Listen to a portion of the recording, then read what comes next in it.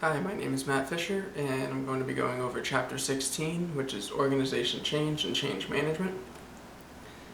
Change is something that happens all the time. You can't really avoid change. There's many different reasons why change can happen. Right now we're going to talk about 4 different forces that can apply change. First is people, and then there's technology, information processing and communication, and the 4th one is competition. These are 4 different factors that can cause change. The first one's people. There's some examples of that. The different generations, such as baby boomers, millennials, generations X, Y. Then you also have diversity between ethnic groups. These types of pressure for change is demands for different training. There's benefits, different workplace arrangements, and also compensation. Next one is technology.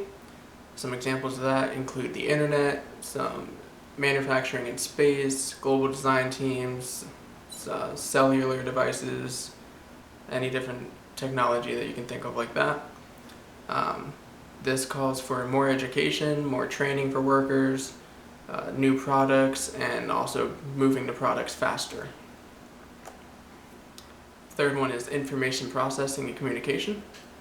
Some examples of that include computers, satellite communications, video conferencing, social networking, and global sourcing.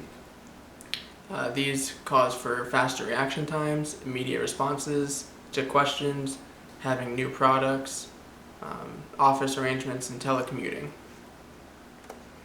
The last one is competition. That includes global markets, emerging nations, and international trade agreements.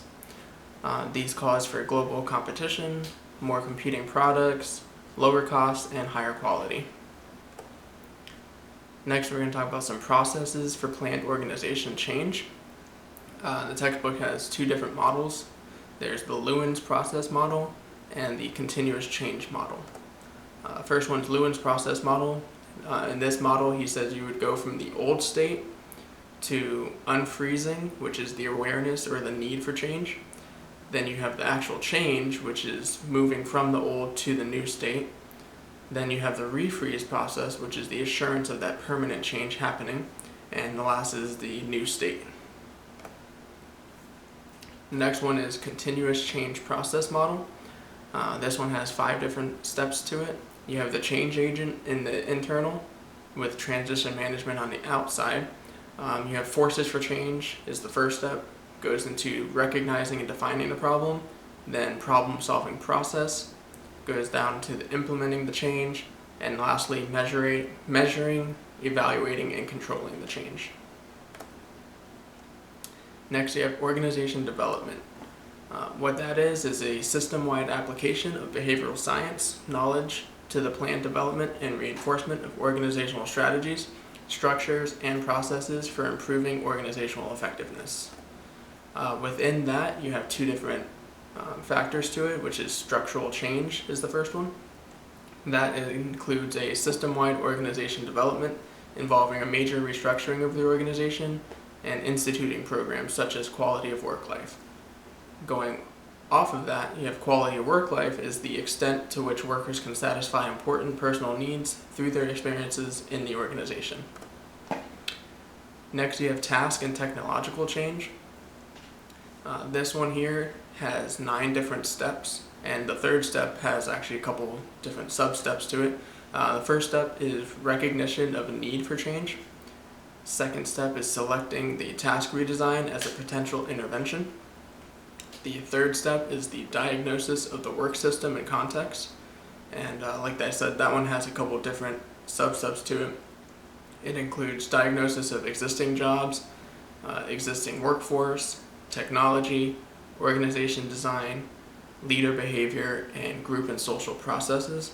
Then you have step 4 is the cost-benefit analysis of proposed changes.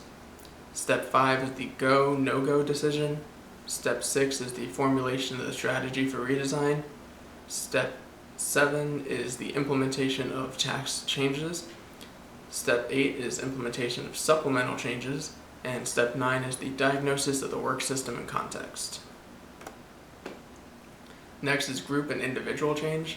There's different factors that can play into changing groups and individuals in the company. There's training, management development, team building, and survey feedback. All of these are different factors that you can use to promote change in a workplace. There's also the resistance to change.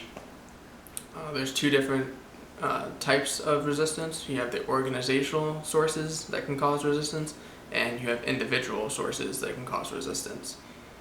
Some organizational sources would be like overdetermination, a narrow focus of change, group inertia, threatened expertise, threatened power, and resource allocation. Then you have the individual sources such as habit, which is altering tasks, security, economic factors such as different pay and benefits, fear of the unknown, possibly getting a new job, a new boss, lack of awareness, and social factors. Next we have the keys to managing successful organization change and development. This one, there's 7 different keys along with an impact that key would have. The first key is considering global issues. The impact for that would be keeping in touch with the latest global developments and how change is handled in different cultures. Next is taking a holistic view of the organization. That one helps with anticipating the effects of change on social system and culture. Third is starting small. That works out the details and shows the benefits of change to those who might resist. Fourth is secure top management support. That one gets dominant coalition on the side of change and also safeguards structural change and heads off the problems of power and control. Next is encouraging participation by those affected by the change. This minimizes the transition problems of control, minimizes resistance, and also task redefinition. Sixth is foster open communication. This one minimizes transition problems of resistance and also information and control systems. And lastly, reward those who contribute to change. This one minimizes the transition problems of resistance and also the control systems. Next is organizational learning. This one includes a couple different things. Learning organization, which is an organization that facilitates learning of all members and continuously transforms itself. In order to facilitate organizational learning, it's important that learning happen during a project and also continue after the project. And a way to continue it afterwards would be with an action review, which is a discussion trying to find out what happened, why it happened, and how to sustain the strengths and improve on the weaknesses.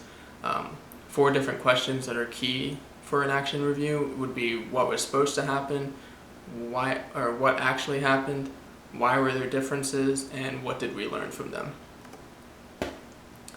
Alright, lastly, to close out, we have a discussion question. The discussion question I chose was, what broad category of pressures for organization change, other than the 4 discussed in the chapter, can you think of?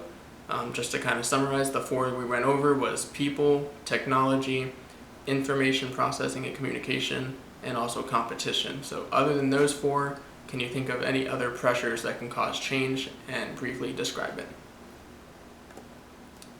That's all I have. Thank you for watching, and I hope you have a great day.